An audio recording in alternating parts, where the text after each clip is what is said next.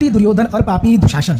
शकुनी छलिया हठी दुर्योधन और पापी दुशासन, जिसके आगे झुक गई थी हस्तिनापुर की शासन, जिसके आगे झुक गई थी हस्तिनापुर की शासन। भारी सभा में चीर हरण करता रहा दुशासन, भारी सभा में चीर हरण करता रहा दुशासन। चूड़ियां पहने बैठी हुई थी हस्तिनापुर की शासन, अरे चूड़ियां पहने बैठी हुई थी हस्तिनापुर की शासन। पांडे आप सभी का हमारे YouTube चैनल बजरंगी राम ज्योतिष केंद्र केवल सत्य में स्वागत करता हूँ। दोस्तों आज के वीडियो में मैं आपको सिचुएशन बता देता हूँ।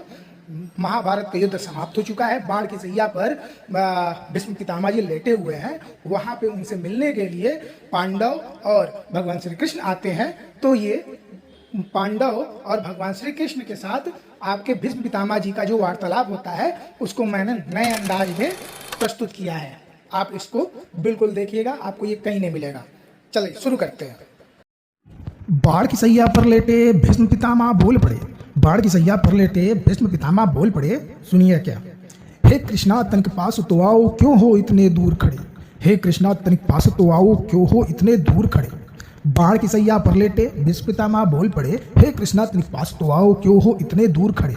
जब भगवान श्री कृष्ण के पास आते हैं तो कहते हैं, सुनिए पितामह कहते हैं भगवान श्री कृष्ण, हे कृष्णा देव की नंदन, हे कृष्णा देव के नंदन इतना तुम उपकार करो। हे कृष्णा देव की नंदन इतना तुम उपकार करो। उतल पुतल है मेरे मन में, शंका का संहार करो। अब शंका का संहार करो।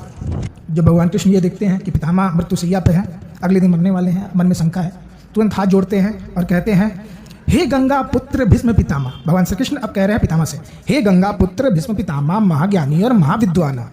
हे गंगा पुत्र भीष्म पितामह महाज्ञानी और महाविद्वाना, मन है पवित्र गंगा भांति, मन है पवित्र गंगा भांति और कर्म है पूरे देव जैसे।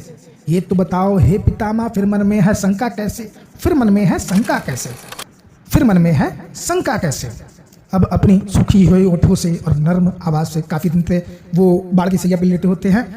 अब वो श्री कृष्ण कहते हैं, तुम ही हो कृष्णा तुम ही हो राम, तुम ही हो कृष्णा तुम ही हो राम इतना तो है मुझको ज्ञान। तुम ही हो कृष्णा तुम ही हो राम इतना तो है मुझको ज्ञान।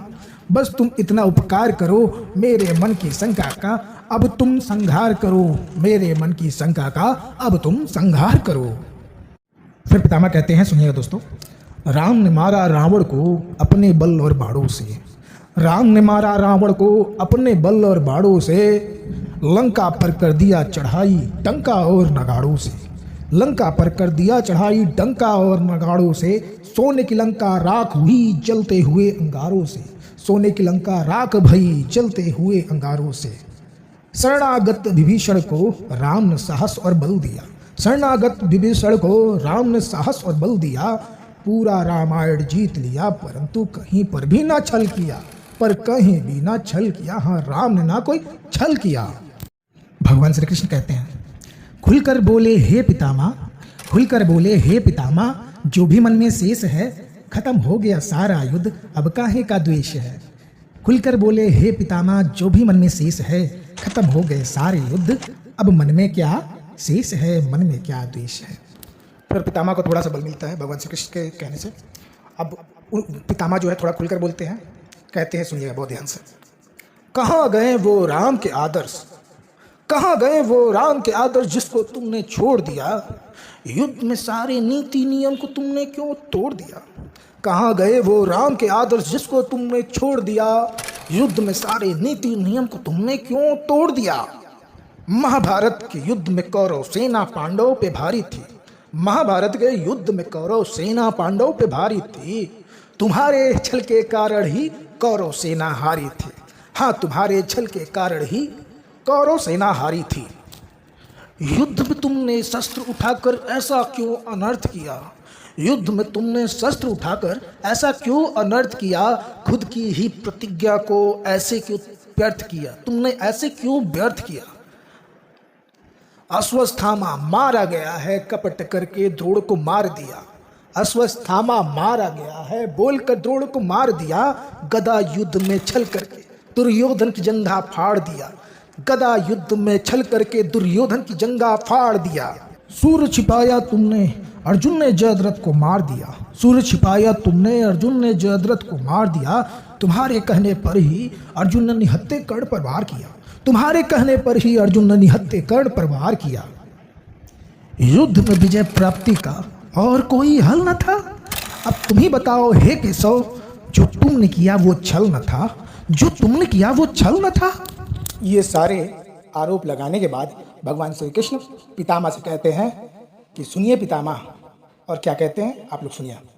महापंडित महाज्ञानी शिव भक्त रावण था खलनायक, उस युग में पुरुषोत्तम राम जी थे नायक। महापंडित महाज्ञानी शिव भक्त रावण था खलनायक, उस युग में पुरुषोत्तम राम जी थे नायक।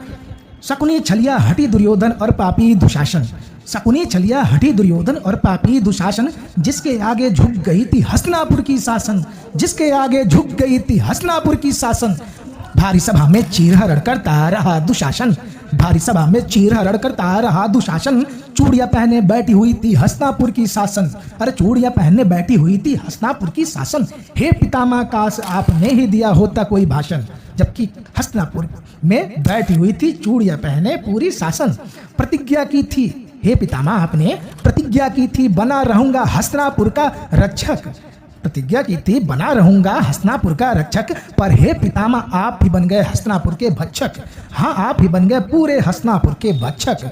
आपने समझा हस्तिनापुर बना है राजा और राज से, आपने समझा हस्तिनापुर बना है पूरे और राजा और राज से। पर पितामह हस्तिनापुर बना है पूरे समाज से, पर पितामह हस्तिनापुर बना है पूरे समाज से। हस्तिनापुर का अर्थ न समझा प्रतिज्ञा के अहंकार में, हस्तिनापुर का अर्थ न समझा प्रतिज्ञा के अहंकार में। अधर्म का पूरा साथ दिया और तुलना करते हो राम से, अधर्म का पूरा साथ दिया और तुलना करते हो राम से। अब आखिरी बात को सुन लीजिए पितामह। श्री कृष्ण कहते हैं, हे पितामह अब सुन, हे पितामह अब सुन ले, पर ब्रह्म के हुंकार से क्षण भर में युद्ध समाप्त हो जाता मेरे एक प्रहार से। हे पितामह अब सुन ले, पर ब्रह्म के हुंकार से क्षण भर में युद्ध समाप्त हो जाता मेरे एक प्रहार से। जो भी हुआ पितामह वह प्रारब्ध का भोग ही था, त्याग दिया था शस्त्र, क्योंकि सुदर्शन के कोई योग्य न था। हाँ, सुदर्शन के कोई योग्य न था।